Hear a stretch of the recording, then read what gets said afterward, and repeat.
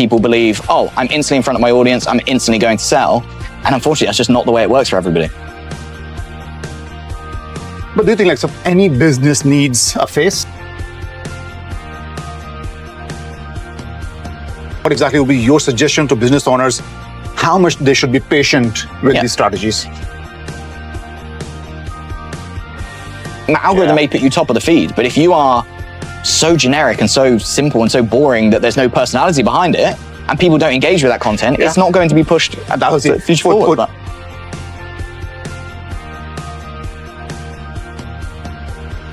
People just have that misconception of it has to be Instagram Reels. But I would say find the medium that's comfortable for you, that reaches your audience, and that works. AI has read every single book in the world, but it's never walked a day in your shoes. Everyone talks about social media like it's a magic switch for business growth. Post more, go viral, build your brand, and the money will follow. But if that was true, every business with followers would be printing cash. So what actually works? What's driving revenue? And what is that most of the businesses are getting wrong? The reality is different. Some businesses grow quietly through social media, while others chase likes and call it a strategy. Today on BoatRoom, we are talking about the business side of social media, what works and what doesn't. Yeah, and nowadays, what would you recommend that most of the businesses, they should be focusing on graphic designs, colossals, videos, shorts, reels? So what exactly is working nowadays? I mean, it's always my answer to everything, but like a balance and a mix, and it depends. But everybody's very heavy on like reels and video content now, which is great. And it does really work, and people do engage, they watch it longer.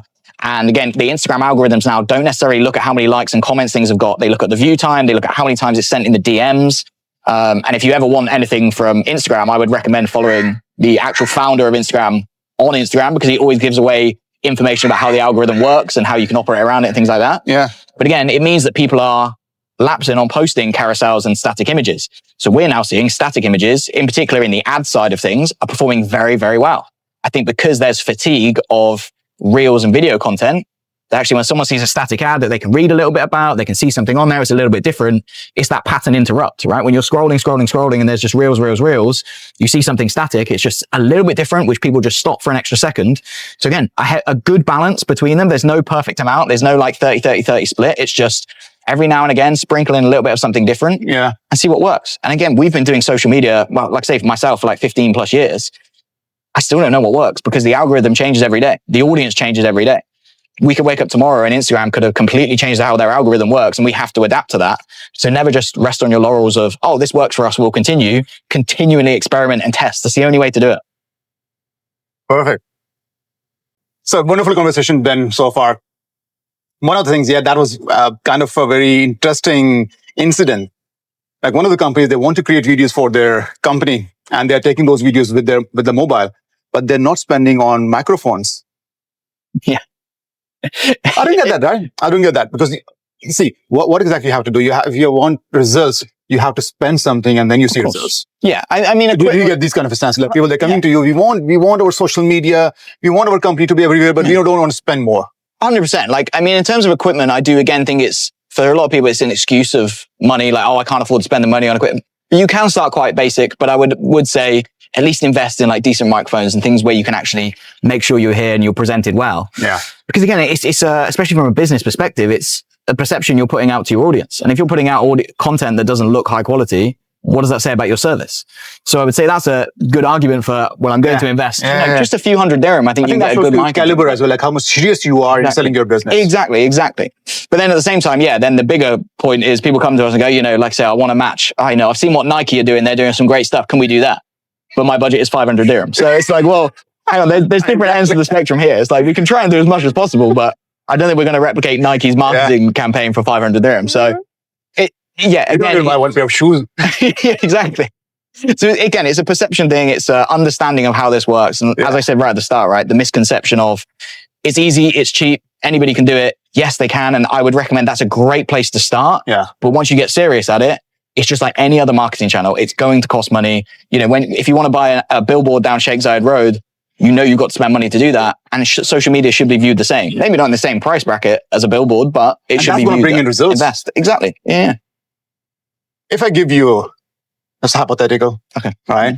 If I give legally binding now, all right. If I give you 50,000 dirham, or like, let's say, it's a new business, and that business tells you that we will give you 50,000 dirham. So where do you start first? I would say before you spend a single penny, identify the strategy. Yeah. And you could spend money with people like us, and we come in and we actually like develop that from our knowledge and our experience. And then but I would say work backwards from what your end goal is and where you want to be. And again, be realistic, like saying, and put targets and values on it. Don't just say, I want to make more money because that's what everyone does, but actually, how do you get there? So don't spend a penny until you've done that. And then identify what you want to do. So I would say social media is a great starting point because you can trial with, if you're running content yourself, you're not having an agency come in, you can trial things yourself. You can put 1,000 dirham behind some advertising, see what works, what doesn't, trial and test different campaigns, educate yourself through like YouTube and social media and platforms where you can actually understand how to run Facebook ads and things like this. Because these platforms make it very easy to spend money, but you've got to make sure you're doing it in the right way. But I think, it's then I would just double down on what you're doing. So again, a lot of people, when they're spending money, I see them go, okay, this really worked for us. Let's put all of our budget into this. I say, well, what if there's another channel that actually could work twice as good or 3 times as well? Yeah. Identify those, test, trial. So 50,000 there again, it is a lot of money, especially to a small business. But I would say it doesn't go very far if you're just going to pour it all into one avenue. I'd say use that 50,000 to work out over the next few months what works for your business. And like I say, don't rest on your laurels. Don't see one thing work and completely double down on it and spend all your money there. Yeah. Definitely, like I say, if you spend 1,000 dirham on Facebook ads, they work really well, drive high quality leads that you convert. Spend 2,000, 3,000, 4,000, like definitely do that. But what's to say LinkedIn ads couldn't be more effective? What's to say, a certain piece of video content couldn't be more effective? There's so many avenues, but I would say don't spend a single penny. And this is what we say to people all the time. It's like, don't spend anything until you know actually what you want to do. Because it's too easy to aimlessly just throw money at these platforms. But what would you prefer otherwise? Like if I want to grow my followers, right, on my social media. So what do you think? Like, should grow organically, or I should run some paid ads? Paid ads should be seen as a way to just increase your exposure. Okay. So again, one big thing is I'd say don't get tied up in vanity metrics of followers, likes, engagement, because it doesn't always mean things. We've got great stories of clients. Like we had a real estate client we worked with for a few months who I think we increased his followers by about like 3,000, 4,000 followers, purely organic, no paid, just over a couple of months, which in the real estate is good because there's a lot of competition out there. Yeah. But he had one person saw his content, one investor that related to him because he was the same nationality as him, related to him, really liked his content, found it really informative. That in 8 months, that guy then made $2 million in commission purely from one guy that saw his content. So actually, based on that metric, why do you need 1 million followers when one of the right followers can drive you $2 million in your pocket? True. We've got another client we worked with for years. They're tax advisors to high net worth. Yeah. So for them, they're not trying to get the masses. I think they've been stuck around the 180, 200 follower mark for about 3 years because the objective has never been to grow followers. But actually that's driven him millions and millions in revenue because they're the right people that are following. So again, I wouldn't say, right, you need to get loads and loads of followers. I would say actually, again, if you work backwards, right? If your ticket item is $10,000 and you want to make $100,000 this year, you need to convert 10 people. And if you're on a 1% conversion rate, you need 1,000 followers. Don't get too caught up in these millions and millions. And I think we lose sight of actually, we need to spend all this money to do you all need that things. right audience. The right audience is way more valuable than loads. I mean, there's a very famous story from a few years ago where a girl was very Instagram famous. She had 2.1 million followers, I think it was. She did a deal with a clothing company. And the deal was basically if you sell 20, I think it was like something ridiculous, like 20 or 30 t-shirts, then you'll get your fee in full. We'll send it all over. That was the deal. She was like, yeah, of course, do that. She did it. I think in the end, she sold 9 t-shirts off of 2 million people. So again, it shows the value of the audience of what you're trying to grow should be your core focus, not the numbers, because the numbers don't mean anything without value to them. Exactly. So another thing, a lot of people, they want to spend some money on generating leads. Yeah. Right. So they're generating leads, or the social media agencies, they're generating leads, but then they see very less conversion. Mm-hmm. So what is the rule? How many leads should I get and how much should be converted into business? Real business. Yeah. I mean, again, every business is different, right? Somebody needs 100 leads to come through to convert 1. Some people need 5 and they will convert 1 in 5. It's entirely different. But again, what's the point in generating leads unless you've got a clear sales funnel to work from? So again, we won't work with anybody until we know they've got that in place because it's how we're going to drive that. Now, some people, like I say, if we're selling private jet charters, during a period like this where people are trying to look to get their pets out of the country, we can run ads, put the price on there. People will inquire because they're directly interested in that specific item. If it's a pair of trainers, it's very easy to say, right, these are the trainers you want to buy. Go on, I'm going to buy those trainers. If it's something like tax advisory, you kind of need to nurture that person a little bit more, because chances are if they're a high net worth, they've probably already got an advisor. So we've got to convince them that we're better than their current solution. Yeah. So actually that nurture sequence takes a lot longer. So instead of just straight away saying, come to us, we can be your provider, it's actually, here's a free download on all the things you should look at from your advisor. Okay. And then in a week's time, we send them another email. Oh, by the way, we've wrote this blog. We think this might be really useful for you. So you give so much value that by the end of that nurture sequence, somebody feels like they almost owe you their business because you've helped them so much. You've opened their eyes. You've enlightened them. You've never tried to sell to them. You've purely just advised them and given them value information. Then they say, okay, well, actually, you are the best fit because now I'm looking to change my advisor. You're front of mind. So again, there's no perfect solution, but I would say, look at your sales funnel, look at the social media leads should be very much at the top of that big wide funnel. And then you nurture them down and down and down and down into where you then eventually you do sell to them in that final sort of process. Perfect. So before we dig into further conversation, so I would like to remind our viewers that you have to hit that subscribe button, that like and share button, share with your friends and your connections. And let's see if this is beneficial for them. And especially with the business owners. So I told them maybe I should sell my great opportunity to do that. Yeah. But again, you're giving enough value that then you give the ask. It's exactly the same. Yeah. So what is the best way for a business to lose its money on social media? By pressing the boost button on Instagram. I have seen that too many times where that button is there, it's big, it's blue. Yeah. Of course, Facebook and Instagram, Meta, they want you to spend that money. Yeah. We have taken over so many accounts where we've gone in, even people that have been running ads, they say, oh, I've been running ads for 2 years. I've spent hundreds of thousands of dollars. In one case, it was in the UK. We had a local car dealership. His target radius was maybe 30 miles from his store. Yeah. And he told me how many hundreds of thousands of pounds he'd spent on advertising on Facebook and Instagram. He thought it was really working for him. When we actually delved into that and we looked, he was targeting from the tip of Scotland right to the south of England. So he was targeting the entire country, and 95% of his budget was completely wasted. So he could have had the same results with 95% less spend. The same here in Dubai. We've worked with a golf coach. They were doing the same thing where their agency had told them, oh, we're doing this and we're advertising for you. We're getting you great results. But he couldn't work out why his leads weren't converting. And that's because, again, he was based in DIFC and his leads were phoning him from Fujairah. People are not going to drive hour and a half, 2 hours for a golf lesson when they're going to pass 10 golf courses on the way here. So again, it was understanding that it's very easy to throw money at these platforms and press that button that they want you to press. But it all comes back to understanding the strategy, understanding how it's done and done properly. Okay. So let's say there's one person who's watching this video and he wants to start his business tomorrow. Yeah. What's the one thing or one strategy that person should be looking into?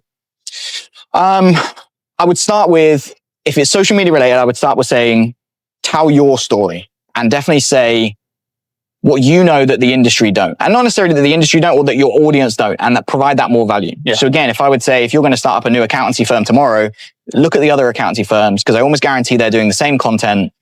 So it's look at what you can tell that's unique. And that doesn't always mean educational. It may be, like I say, your story, your process, giving a peek behind the curtain so I can relate to you more and therefore I want to buy your services.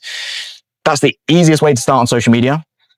And that can be done yourself without any agency, any budget. You can do it yourself. Pick up a phone, set it up, make it look nice, learn how to set some nice angles with the microphone and things like this. And just tell your story and tell your side of things. Like I say, AI doesn't know your story. Other business owners, even in the same industry, selling the same services, don't know your story. Tell that because people buy people and people will always relate to that content. Perfect. And before we close this episode, one last question. I have seen some of the business owners, like obviously if you want a very good strategy or if you want your social media or your platforms to actually generate money for you or leads for you, so you have to spend a lot.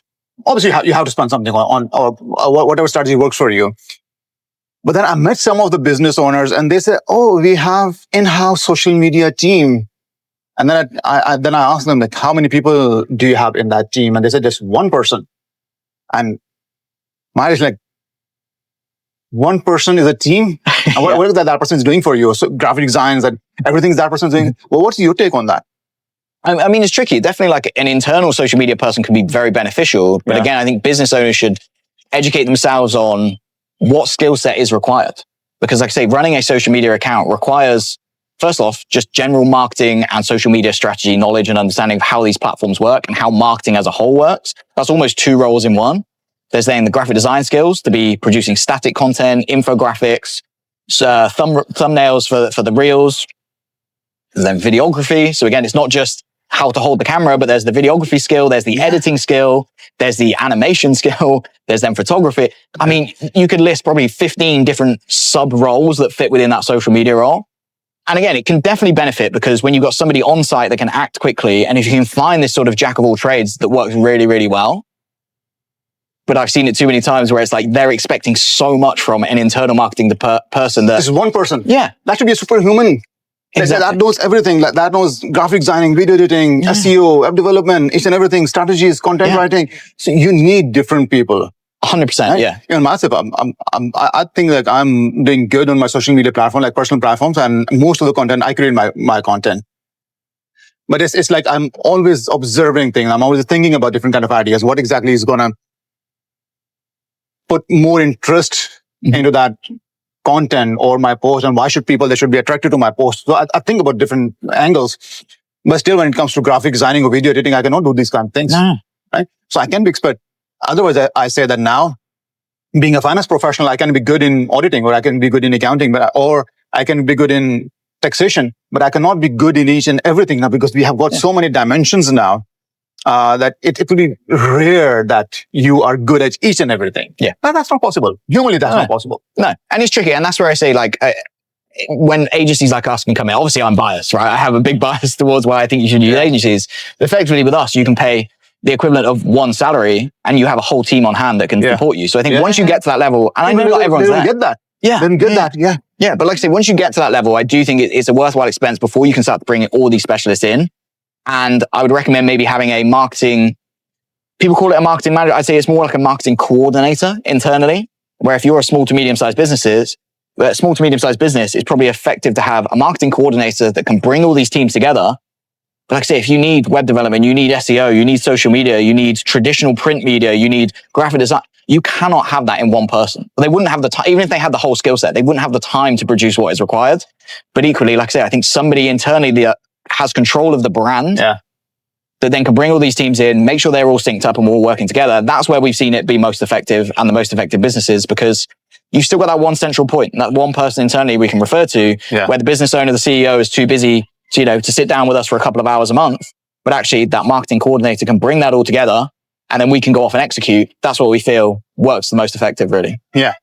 So lastly, few things. What is that one myth that is there and people, they should know about that?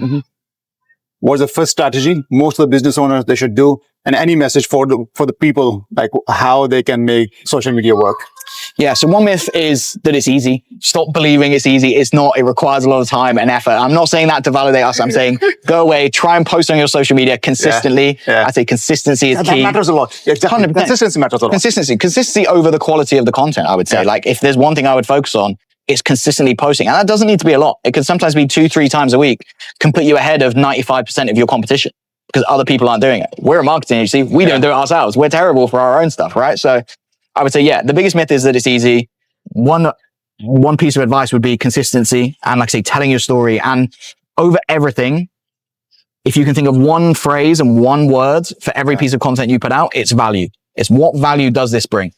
Nobody's going to care about your business as much as you do. It's great that you're all in the office, you're all having a great time, and maybe it shows culture and it shows your team and it's great for recruitment.